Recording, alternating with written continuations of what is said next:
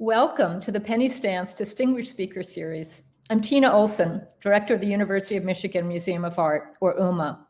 Thank you for being here. We're about to watch the UM Chamber Choir's moving and powerful performance of Considering Matthew Shepard, an evocative and compassionate musical response to the brutal murder of Matthew Shepard in 1998, one of America's most notorious anti-gay hate crimes. The performance will be followed by a conversation with composer Craig Hella-Johnson and chamber choir conductor Eugene Rogers. Johnson had a profoundly personal reaction to both Matthew Shepard's murder and the reactions to it. His tragic death led to the creation of the Matthew Shepard Foundation and provided a catalyst for legislation that expanded the definition of a hate crime to include sexual orientation for the first time. In 2009, Congress passed the Matthew Shepard and James Byrd Jr. Hate Crimes Prevention Act.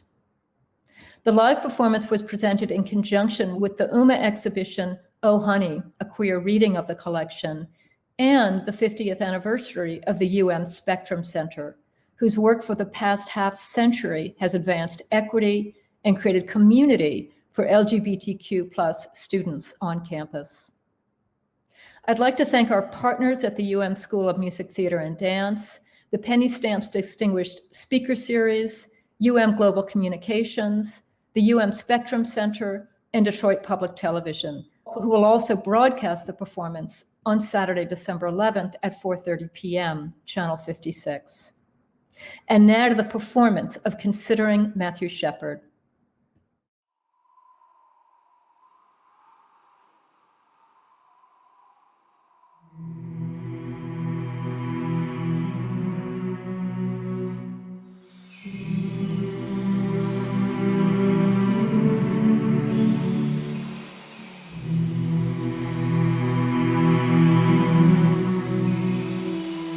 The University of Michigan has always been a leader in raising the level of public conscience by bringing attention to social justice issues. The School of Music, Theater, and Dance continues this important work through the arts. I'm Eugene Rogers, Director of Choirs and Conductor of Michigan's Chamber Choir. Over 2 decades ago, a young college student in Wyoming was brutally murdered simply for being gay. From his tragic death, a musical response was born. It has helped lead us all from anguish to understanding. Please join me and the Chamber Choir here at the University of Michigan Museum of Art as we present Craig Hella-Johnson's Considering Matthew Shepard.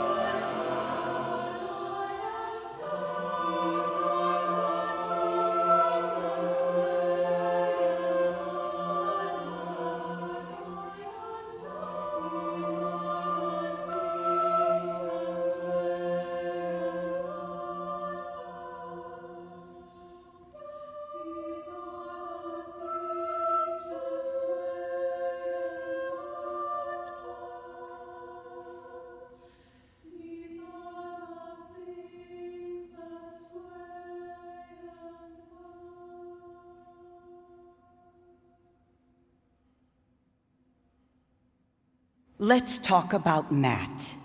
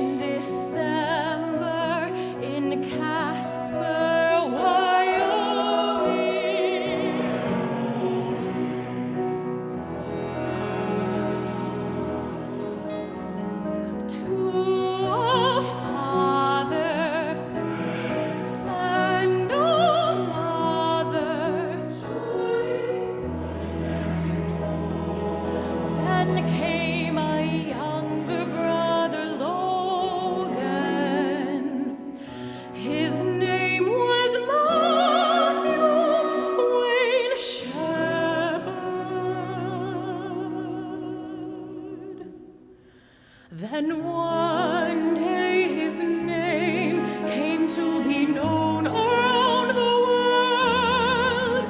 But as his mother said, you knew him as Matthew.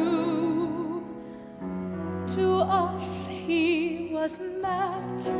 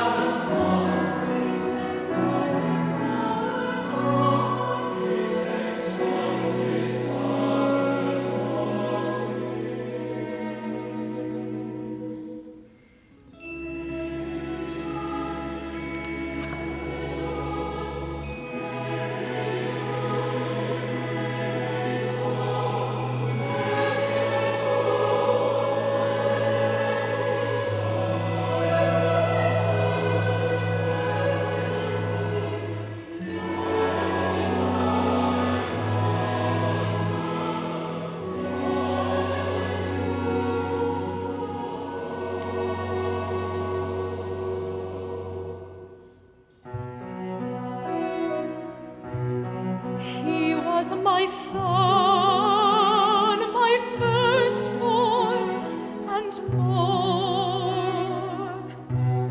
He was my friend, my confidant, my constant reminder of how good life can be and how hurtful.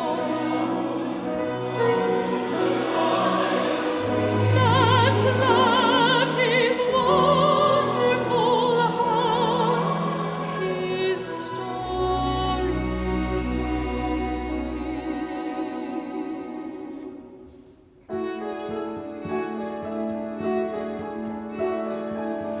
Matt writes about himself in a notebook. I am funny, sometimes forgetful, and messy, and lazy. I am not a lazy person, though. I am giving and understanding, and formal and polite. I am sensitive. I am honest. I am sincere. And I am not a pest. I am my own person. I am warm.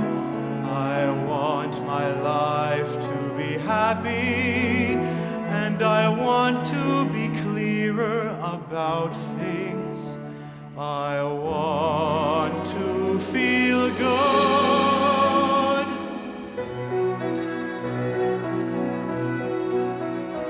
I love Wyoming. I love Wyoming very much.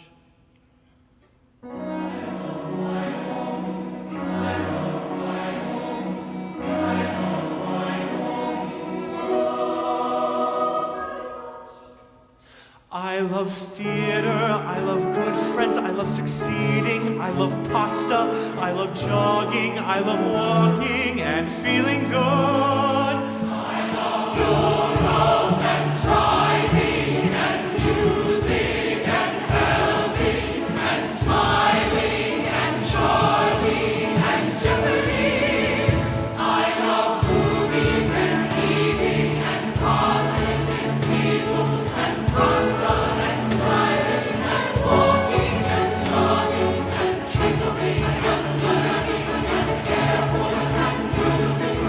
Smiling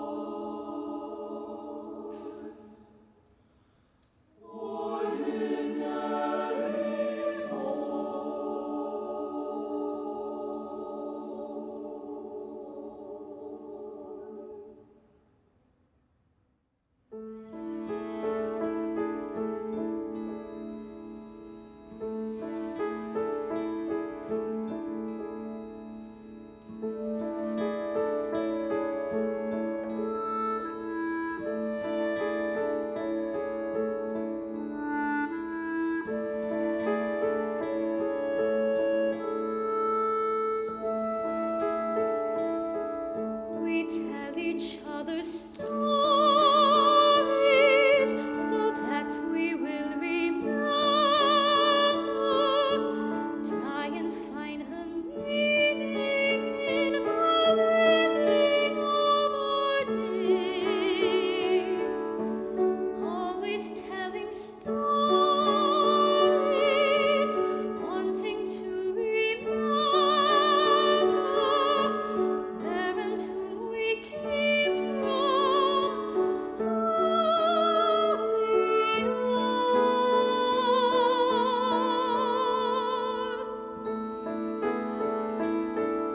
Sometimes there's a story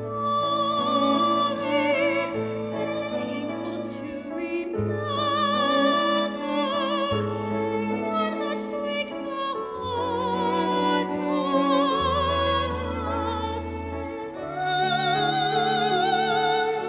Still we tell the story, listening and confessing what we have forgotten in the story of a song. We tell each other stories so that we will remember, trying to find the meaning.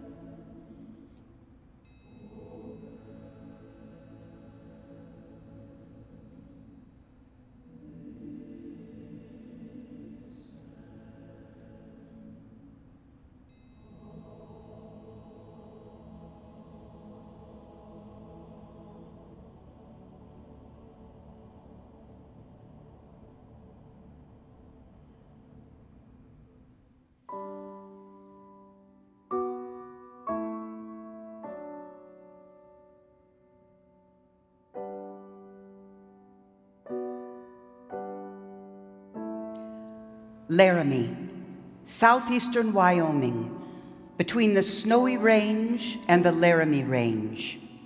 Tuesday, October 6th, 1998.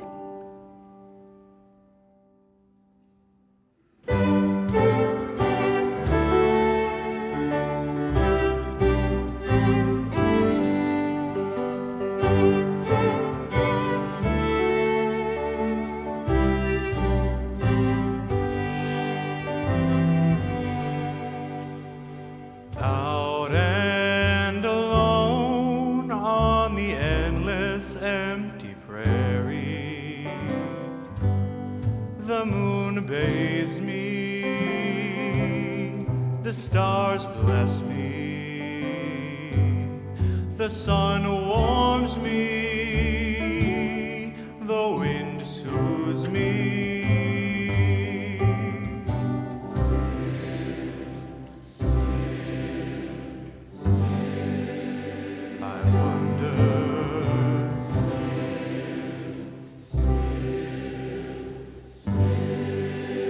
I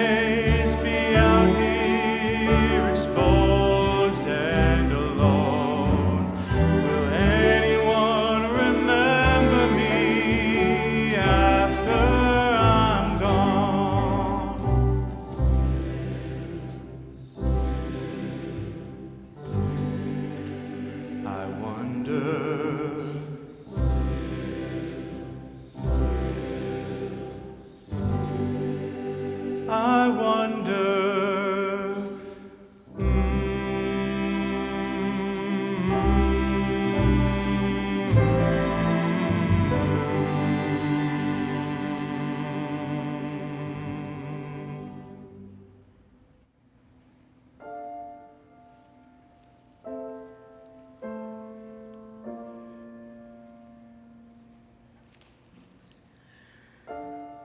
Tuesday night, Matthew attended a meeting of the University of Wyoming's Lesbian, Gay, Bisexual, Transgender Association, then joined others for coffee at the College Inn. Around 10:30, he went to the Fireside Bar, where he later met Aaron McKinney and Russell Henderson. Near midnight, they drove him to a remote area, tied him to a split-rail fence, beat him horribly, and left him to die in the cold of night.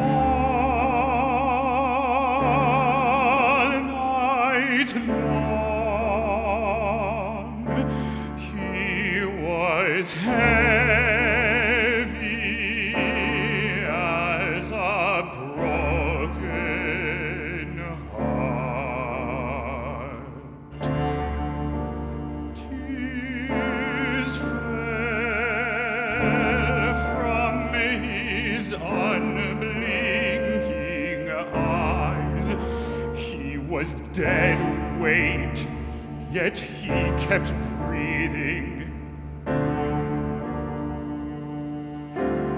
He was heavy as a broken heart. His own heart wouldn't stop beating. The cold wind wouldn't stop blowing. His face streaked with moonlight and blood. I tightened my grip and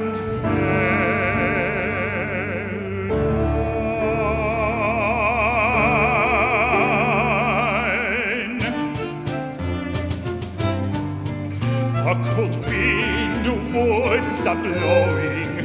We were out on the prairie alone. I tightened my grip and held on. I saw what was done to this child. We were out out on the prairie alone. The truck was the last thing he saw. I saw what was done to this child. I saw what was done to this child. I saw.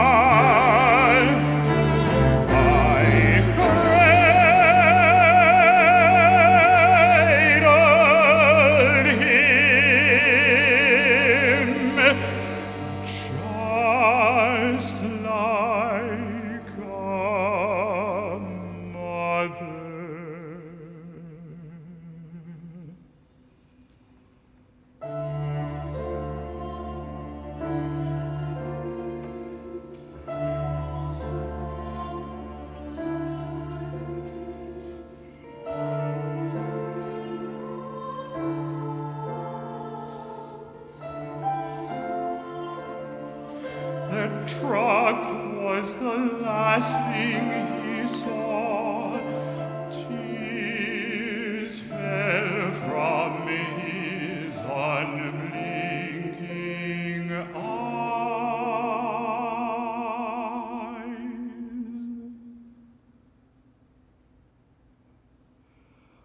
I cradled him just like a mother.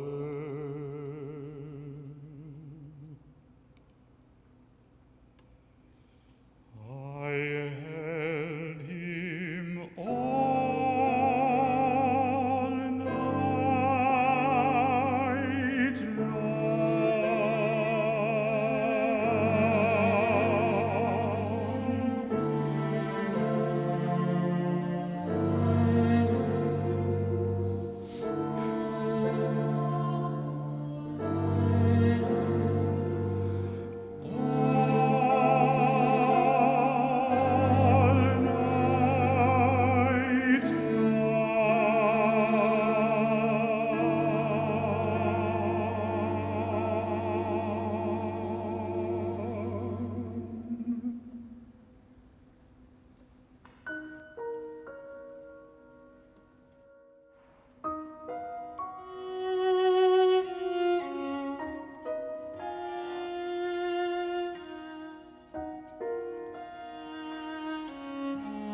The next morning, Matthew was found by a cyclist, a fellow student, who at first thought he was a scarecrow. After several days in a coma and on life support, Matthew Shepard died on Monday, October 12th at 12:53 a.m.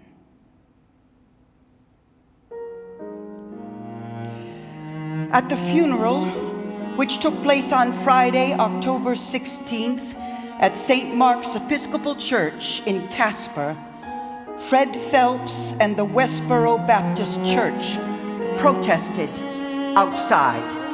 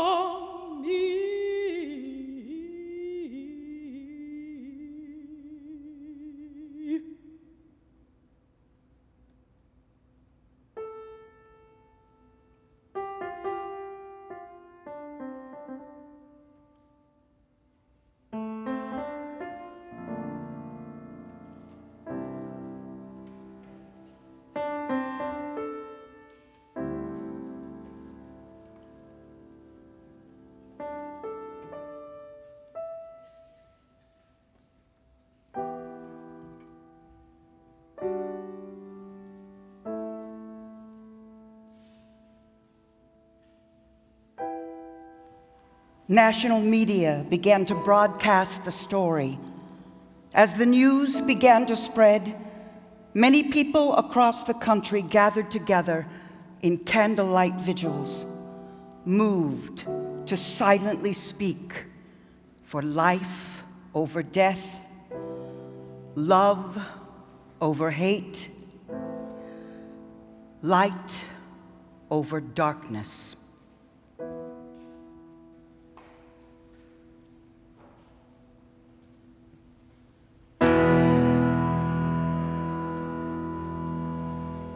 What have you done? Hark!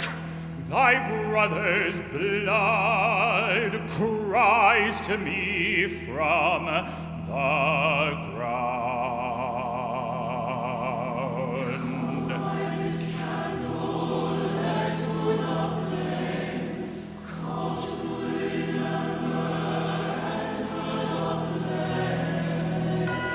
All our flames now swaying and free, all our hearts now moving as one, every living spirit turned toward peace, all our tender hopes away.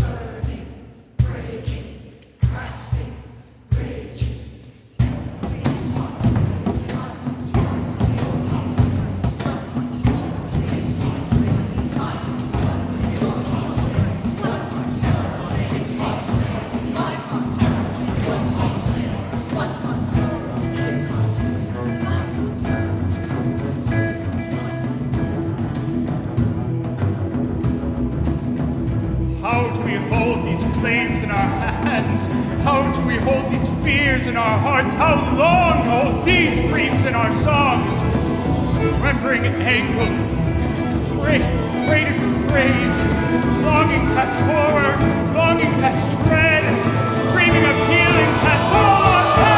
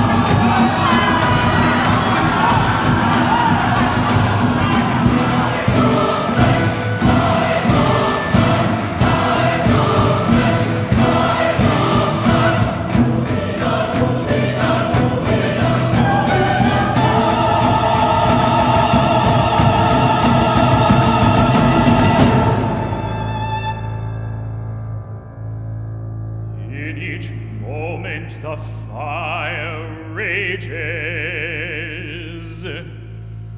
It will burn away 100 veils.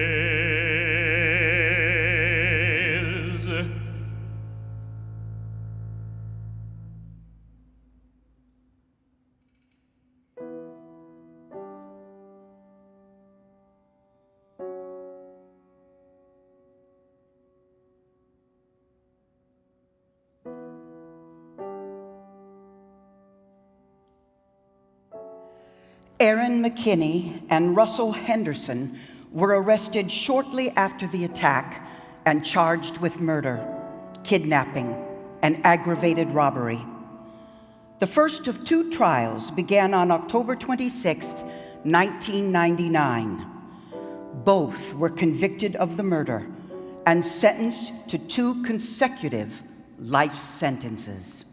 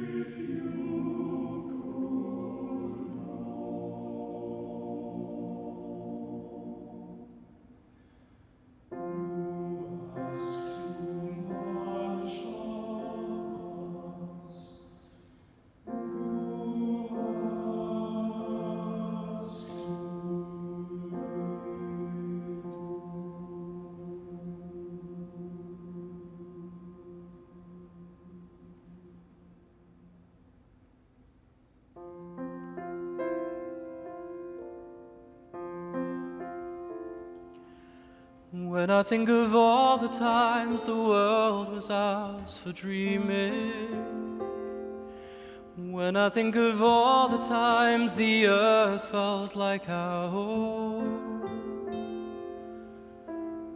every heart alive in its own longing, every future we could ever hope to hold. All the times our laughter rang in summer, all the times the rivers sang our tune. Was there already sadness in the sunlight? Some stormy story waiting to be told? Where, oh, where has the innocence gone? Where, oh, where has it gone?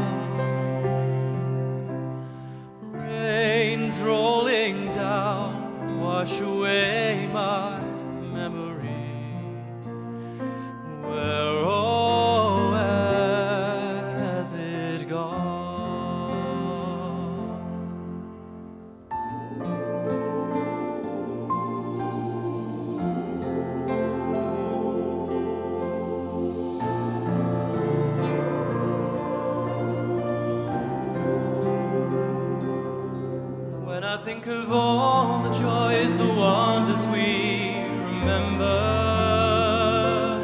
all the treasures we believed we'd never ever lose. Too many days gone by without their meaning, too many darkened hours without their peace. Where, oh, where has the innocence gone? Where, oh, where has it gone? Vows we once swore, now it's just this letting go. Where, oh, where has it gone? Where, oh, where has the innocence gone? Where, oh, where has it gone? Rains rolling down, wash away my memory.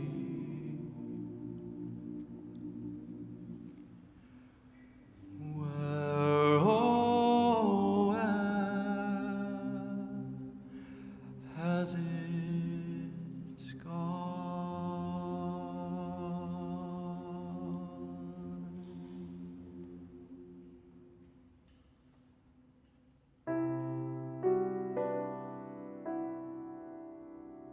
In the days and weeks after Matthew's death, many people came to the fence to pay homage and pray and grieve.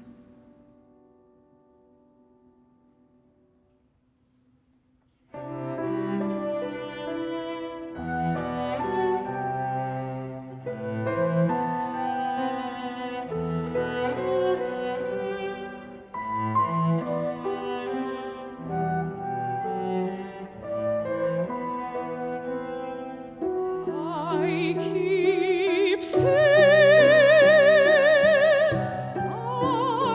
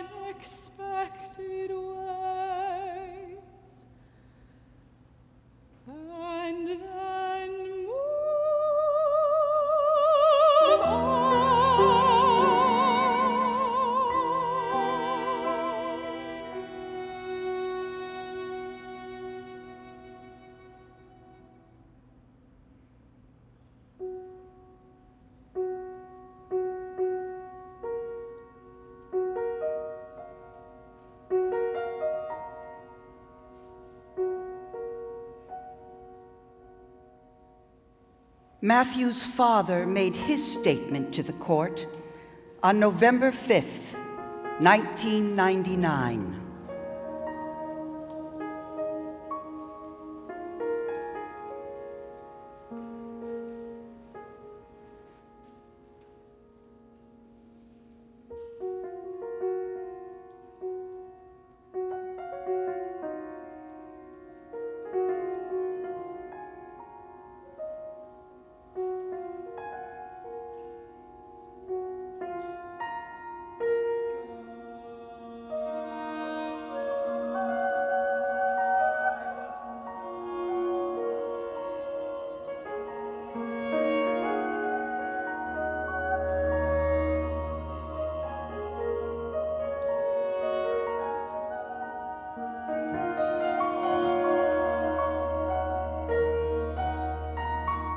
By the end of the beating, his body was just trying to survive. You left him out there by himself. But he wasn't alone.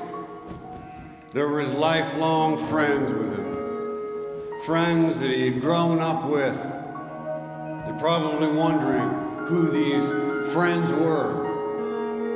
First, he had the beautiful night sky with the same stars and moon that we used to look at through a telescope. Then he had the daylight and the sun to shine on him one more time. One more cool, wonderful autumn day in Wyoming. His last day alive in Wyoming. His last day alive in the state he always proudly called home. And through it all, he was breathing in for the last time the smell of Wyoming wind, the ever-present Wyoming wind for the last time. And he had one more friend with him. One he grew to know through his time in Sunday school as an acolyte at St. Mark's in Casper, as well as through his visits to St. Matthew's in Laramie. I feel better knowing that he wasn't alone.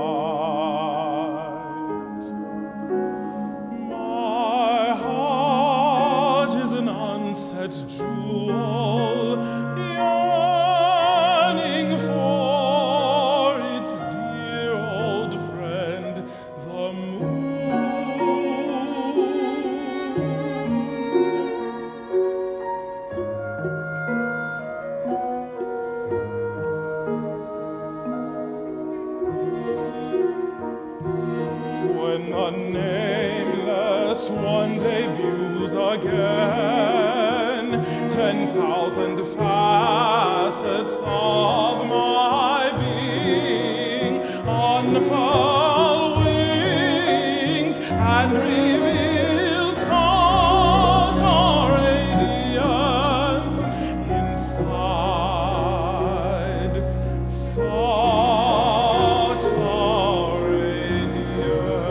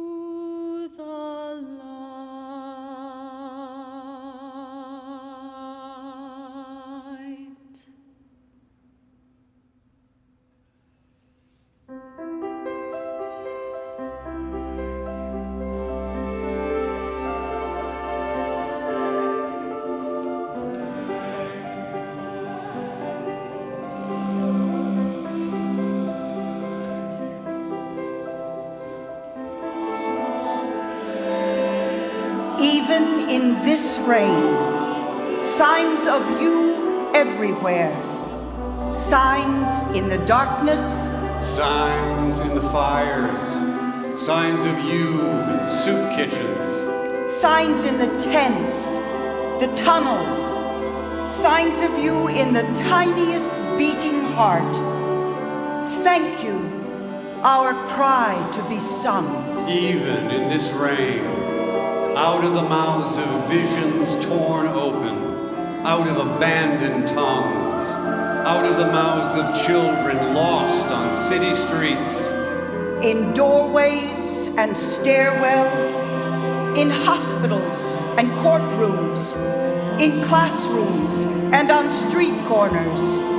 In marches and at funerals, in empty storefronts and picket fences, we cry our song to be sung. Even in this rain, sit with her now, old earth. Hear her stories. All we have already been given, all we have yet to do, on watch, keeping our hands in the wounds. Even in this rain, how might we ever say to you, we have ceased to dream? Never forgetting, Remembering how every breathing remembers to build the world. Thank you, our cry to be sung. nobody, no one turned away. Nobody, no one unworthy. Nobody, no one ashamed. Yes, each silence. Yes, each radiance. Yes, each shadow. Yes, each praise. Mind into heart. Mind into heart. Each dream walks on, even in this rain. Thank you.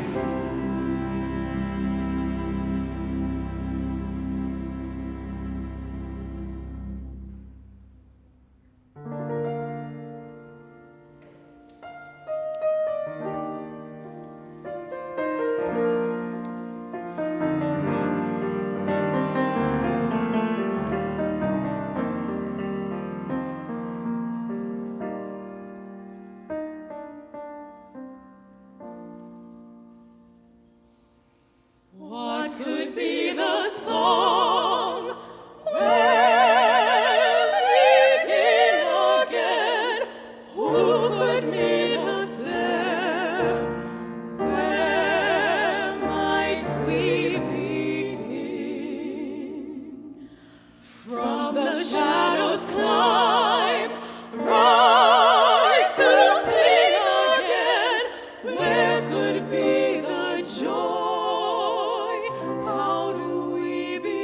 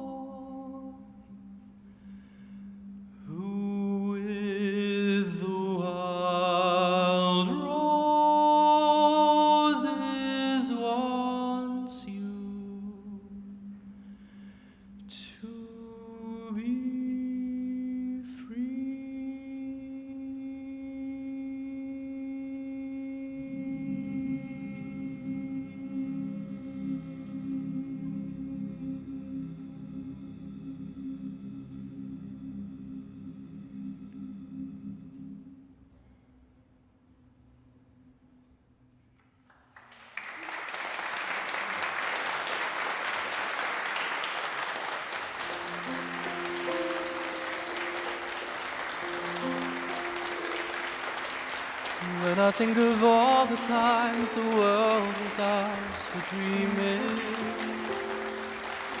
where, oh, where has the innocence gone?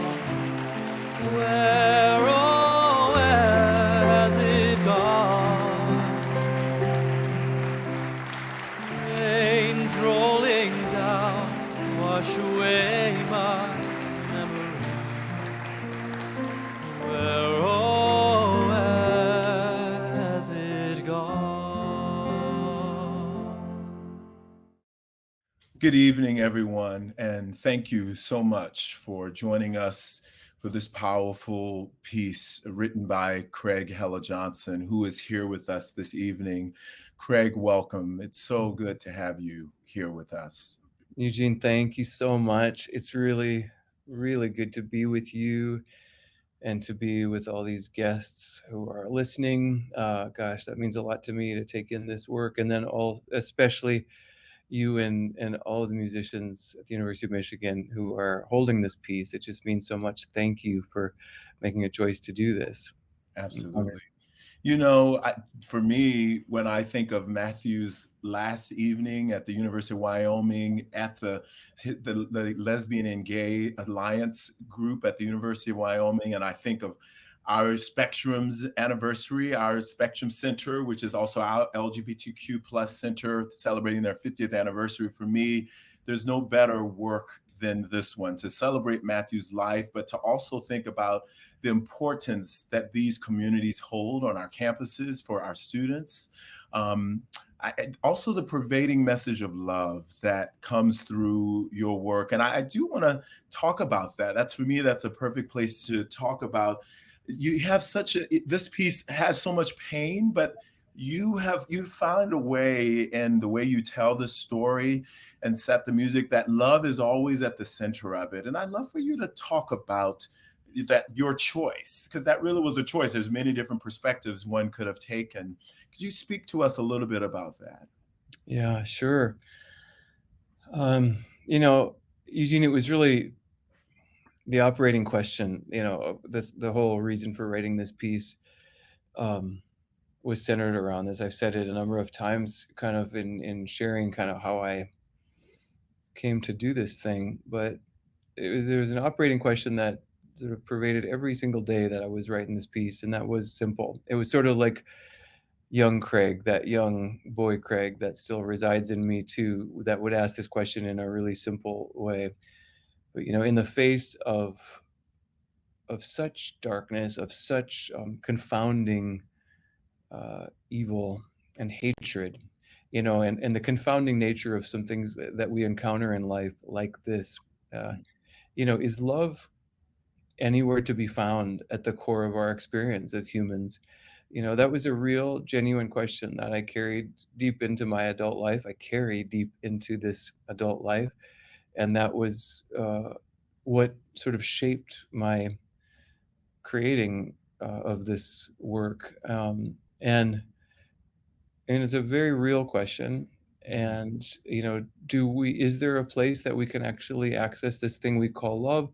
Or do we just do the thing that we often do in life, which is just to build up enough defenses to kind of protect our way through life somehow and kind of become cynical and bitter about, any truth of love that might actually exist? And so I was asking this question in a very real way. And this piece is really meant to be first for me to write it, but now every time I experience it, and as you guys sang and played it, another experience of trying to live our way into that answer, live my way into that answer and our way.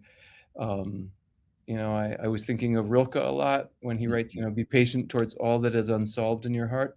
Yes. And try to love the questions themselves. And he writes later on, this is a very rough paraphrase, but there's a sense in which his writing says,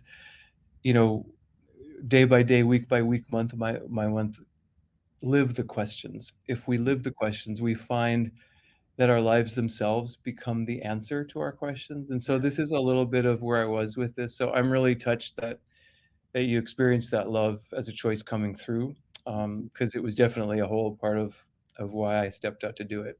Yes. We fall in love with Matthew all over again when you think about him as a boy, through then the way we get to see ourselves as not only as Matthew, but also the perpetrators. And I think that is what's for me has been so humbling, because it doesn't excuse anyone.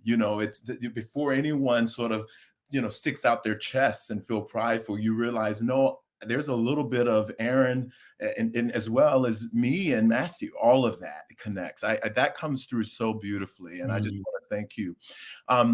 One of the things that also I know as at our School of Music, Theater, and Dance, the students have fallen in love with is how eclectic this is. One of the most eclectic passion oratorios I think that exists of its type. Talk to us about that choice of putting in so many different styles of music. That has been a draw for us, definitely, in terms of us being able to express this story. Love to hear you speak about that.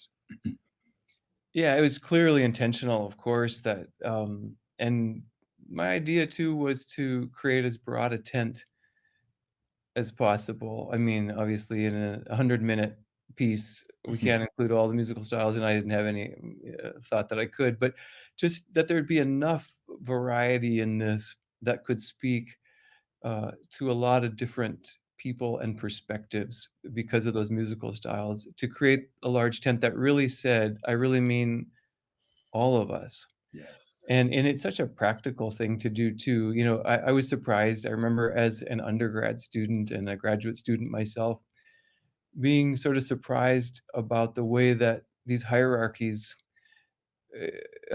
ways of thinking, that could separate us, could even, you know, pervade our practices in music. My music is better than your music. We certainly experience that in certain classical schools of Yes. training, and it's used in all kinds of ways to sort of separate and differentiate in ways that are very harmful. So I was just wanting to really put a stake in the ground, and if we're meant to be inclusive, can we sit in an audience, the country music loving one and the Broadway loving music one and the oratorio opera, the strict pure choral, somebody who likes chant and polyphony, and could we sit in that room together and then just use that to represent so many other differences? Mm. So say welcome, and let's have this experience together.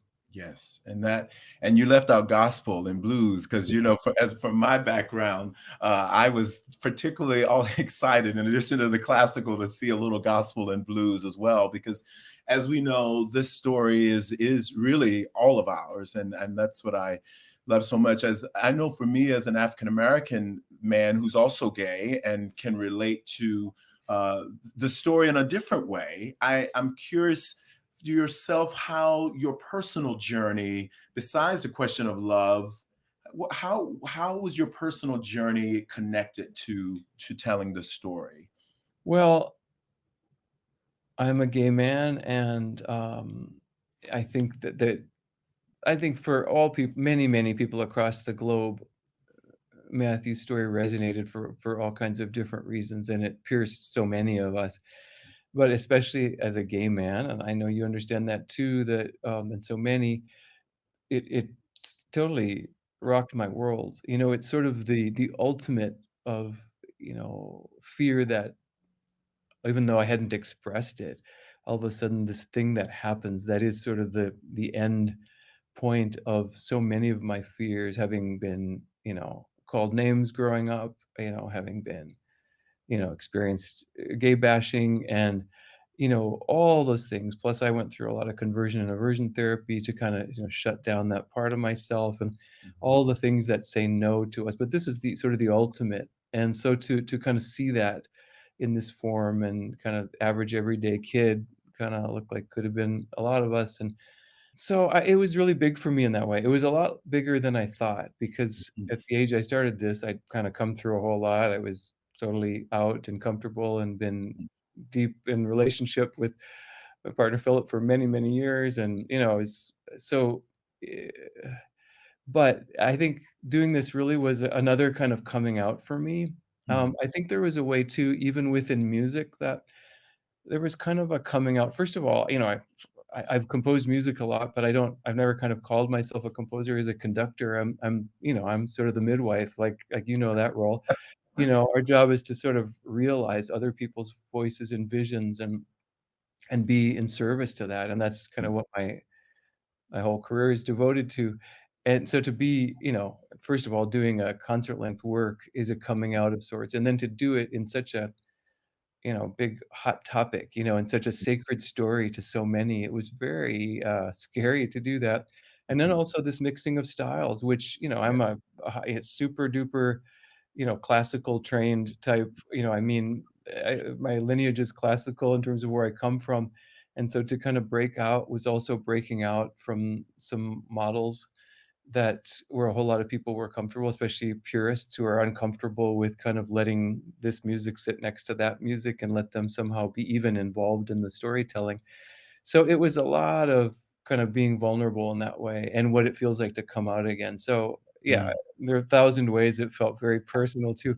And I realized it as I went on, Eugene, because it was like sometimes 10 months into it, 2 years into it, I was like, oh wow, I took on this thing. I had no idea how it was going to work me. Yeah, still doing it. Well, I mean, that's I have to be honest, I rarely meet such classical musicians who can go in and out of so many different styles. And that is, I think, has been the joy for me. My background is also like that, where I've come from gospel and blues and jazz and actually then to classical. So for me, this work feels right at home. And I just think, gosh, it's nice to have a work that's so well crafted. I mean, the idea that the Bach, the invention sets us up for so much of the other styles and even its harmonic structure, and then to bring that back at the end, it's just brilliantly conceived. Again, I said this to you off camera, we fall in love with it the more we live with it, both the story, the love, but musically as well. Craig, I'm wondering if you could take a minute and speak to us about the involvement of the Shepards and your connection with them, how they were involved either before, during, or after your process of composing and working on this piece. Yeah. Yeah, I love Judy and Dennis so much. They're extraordinary people, as you know, and just, warriors for love. I mean, and they've put themselves out there in so many situations so generously. Yeah, so I began this project kind of 2012-ish, 2013. I started writing some music. I'd written like a decent bit of music, and it was just weighing on me like I've got to make contact because, this project could just stop really quickly if it didn't have the blessing. And yeah, we had an interesting lunch in Austin. Lovely friend now. I love to consider her a friend, Michelle Josue, who's a wonderful filmmaker who did the film. Matthew Shepard was a friend of mine. But she introduced us and made it all happen in Austin when they were here for a film festival, and her film was being produced. So we met at this funny little restaurant. It was not where I expected to meet the Shepherds. We all had little umbrellas in our drinks, and I thought, wait, I was sitting up on stools, kind of with kind of a Caribbean sort of feel, and but yeah, it was beautiful. I just told them about what I was doing, and that I would love to get their feedback, but also really to see if I could ask for their blessing for this. And I'll save a lot just because of the limits of time, but just to say I shared quite a bit. But the moment that was really special for me, which your singers will understand, and those who have heard the work now, but In Need of Breath is the solo for tenor. I consider that an aria, really, in the piece. It's set to a poem by the extraordinary Persian mystic Hafiz, translated by Daniel Ladinsky. This was a place in the piece where really, for me, Matt Shepard makes the transformation to Matthew Shepard, and I really learned that from Judy. That they hold Matt close and near to their hearts. That's the place where they have their daily sense of loss and remembrance, a deeply personal journey. Matthew Shepard is sort of who we all know. The world references Matthew Shepard, and Matthew, whose work goes on and became part of the Hate Crimes Prevention Act, and whose work goes on to tell further stories and to inspire more work to erase hatred. But anyway, so I just, all I brought with me, I thought I could bring music or recordings, but what I brought with me to that lunch was just handwritten. I'd handwritten the poem out, In Need of Breath. I'd folded up in my pocket. I thought, I don't know if there'll be an opportunity, but I gave that to her across the table, and I said, this was for me, the moment. If I could have considered what if Matthew's spirit and soul could have sung from that fence that night when he was alone, sung to the sky, what would have begun to come from the deeper essential spirit of Matthew? Not Matt, the victim that night, but Matt, the radiance, Matt, the extraordinary story that was going to go on. And what would that character Matthew have sung from that bench point? And then so I shared that, and she spent a few minutes reading it and shed some tears and just wrote her. She pulled out her card from her purse, put her cell phone down, and she said, "I want you to do this piece, please." And she gave me the card, and so that was how this all began. And they've become very dear, cherished friends since. I love them and the work that they do. Yeah. That is a beautiful. Thank you for that. That is, gosh, that alone.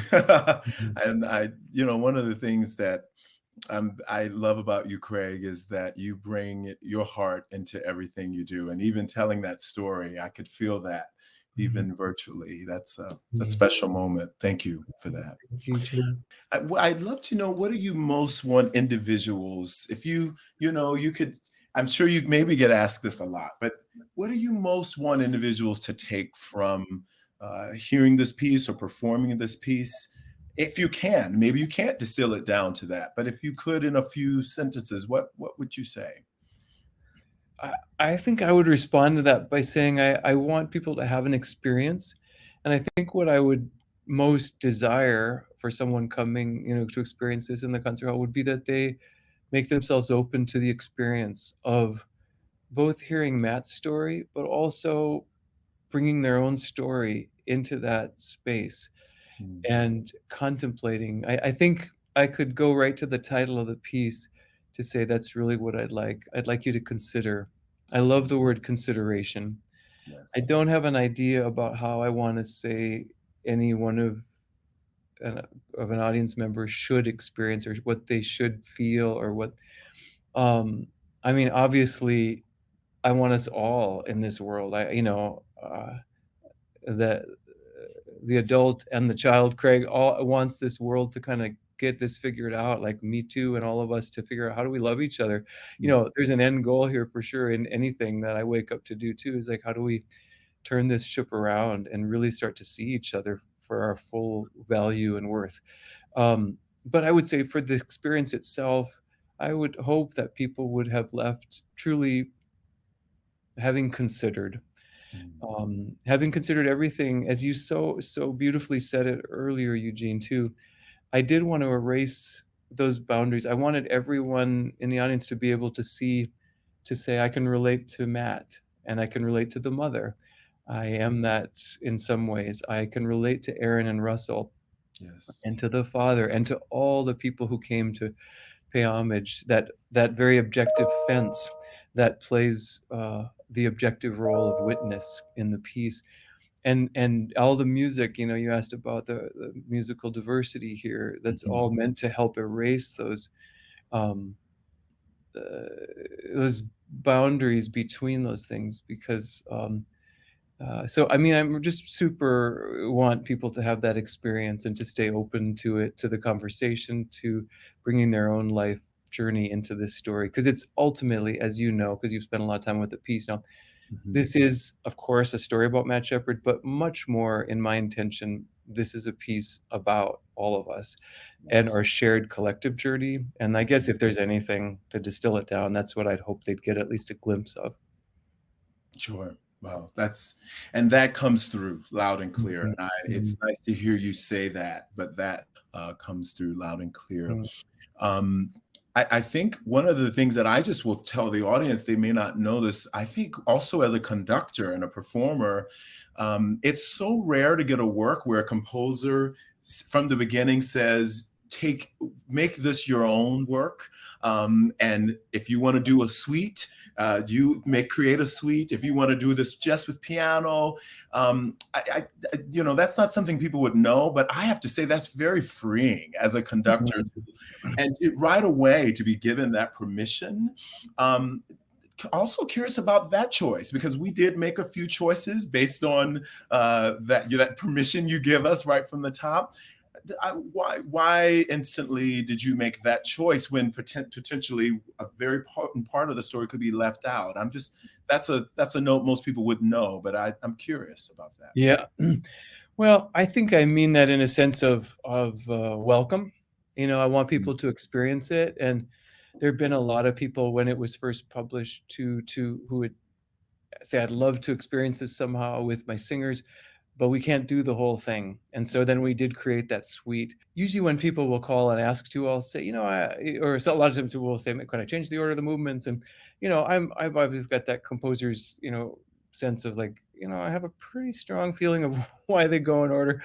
So it's some of those things, but that's not as much what you're asking about. But I wanted this whole thing to feel like a welcome, like you can take a few movements and tell part of the story, engage it in that way. And I hoped too that it could bring in people's imaginations and their own unique gifts into the musical storytelling of it too. That felt really valuable.